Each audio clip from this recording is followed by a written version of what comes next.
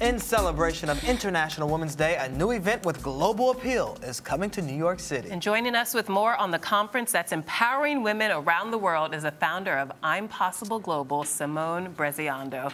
Welcome. Thank you. Hello, guys. Hello. Hi. I love stories about women empowerment, so please tell us more. Because your foundation was basically founded to celebrate the achievement of women of color around the globe. This is it. So will the conference be on the same vein as that? Exactly. I mean, I'm Possible really is about showing these kind of amazing trailblazing women of color that we kind of may know of, or we may think, you know, maybe an urban myth, but what I'm showing them is as fact. There are some amazing women all around the world who are doing some great things on and off screen, you know, and behind the scenes and in front of. And I think we really need to show who these women are, their journeys, and so people are able to look at what they've done, their path, and say, you know, I'm going to take a bit of that, and I'm going to do that, and I'm going to make better choices for myself. Why was it important for you to celebrate these women and highlight their achievements? Because, you know, I'm a PR. I've been working in PR for over a decade now, and I really noticed a negative rhetoric around women of colour, and it irritated me.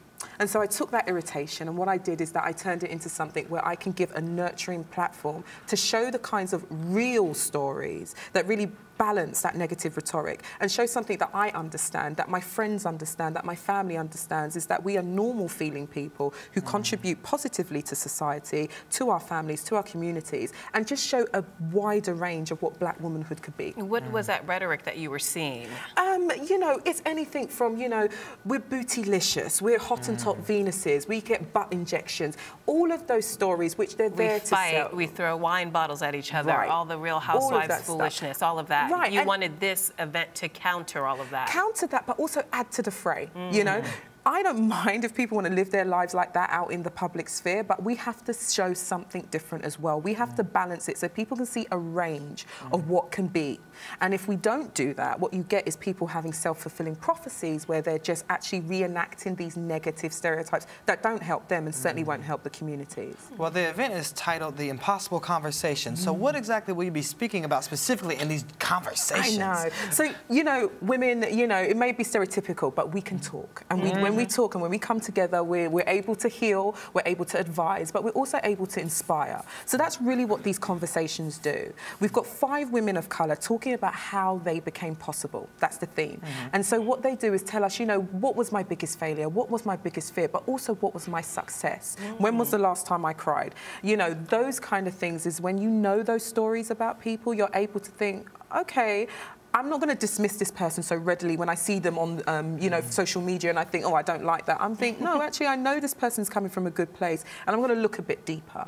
So I'm trying to get people to look at the stories and look at women of colour in a more rounded fashion. So the conversations will be candid. Yeah, they're going to be frank, and they're also going to be personal. There's been many a times, this has been running since 2011 in London, and there's been many a times where some of the panelists would be like, I'm going to share this with you, but, you know, don't tweet it, don't photograph it, because we do get to the core of things. And I think that's the beauty, that I'm able to bring these women together and they're able to open up and really show themselves, their real selves. So who's opening up this year? Gosh, it's amazing. So this is the first one in New York. This is the first global edition. And so tomorrow we have Estelle, the Grammy Award-winning singer, which is amazing. You know, Estelle, I've known her since London, and it's great that we're able to connect over here. We have Gilda Squire, who's the publicist and manager of Mitzi Coleman. We also have Whitney Gale Benter. She's an SVP at Revolt TV. Angela Jackson, who's the founder of the Global Language Project, which is an amazing project that basically future-proofs kids by teaching them languages of the emerging markets.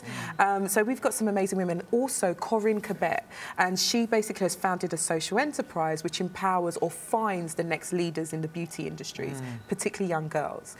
So it's just an amazing panel. We're gonna have a good time. And I'm happy you brought it to New York, because you usually do this in the UK and all over. Why did you choose to bring it to the US this time? You know what? New York really is. Guys, I love it. I love New York, and it's one of the cultural and sort of like creative birthplaces of I'm Possible. While I was working for Sony Ericsson as their global PR manager, I was on a business trip here, and I was able to go to Black Girls Rock ceremony in 2009. And so that's what changed the whole course of my life. You know, I was just like, there are these women here. I need to make sure there are more stories about these kinds of women all over the globe, and I need to present them. So that's what I did. I went back, I promptly left my job, and this is where I am 5 years later. You quit your job to create this. Yes. You took a leap. I took more than a leap, but it felt like I couldn't do anything else, and it still feels like that. I mean, I can do other things, you know, but this is it. This is where I'm happiest, empowering people and creating these stories. Well, it sounds like people can get some inspiration from your story as well. I hope so. Well, what do you hope women take away when they leave that final day of the conference? What do you hope they leave with? That they walk out a bit taller, that they look at these women and they think, I see a part of me in there, and also any doubt I had about myself, that they get some tools to quieten them down, and they're able to really just push through and actually achieve the possible. You know, Lupita just very recently said the, you know, seduction of inadequacy.